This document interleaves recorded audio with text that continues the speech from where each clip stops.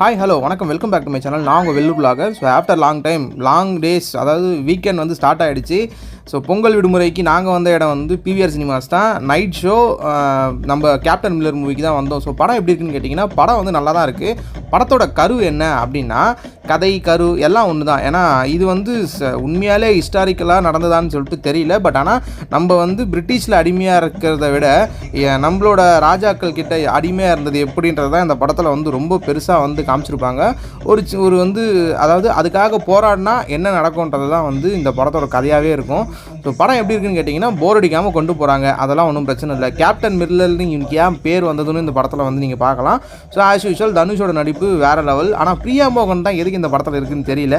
கடைசி வரைக்கும் வாழ்க்கையில் வந்து சேராத ஒரு லவ் வந்து இந்த படத்தில் தான் இருக்கும். ஸோ படம் வந்து ஆஸ் யூஷுவல் நீங்கள் போய் தேட்டரில் பார்க்குற மாதிரி தான் இருக்கும். ஒரு முறை படத்தை போய் தேட்டரில் பார்க்கலாம். ஸோ நீங்கள் இந்த படத்தை பார்த்துருந்தா எப்படி இருக்குன்னு சொல்கிறது மறக்காமல் கமெண்ட் பண்ணுங்கள்.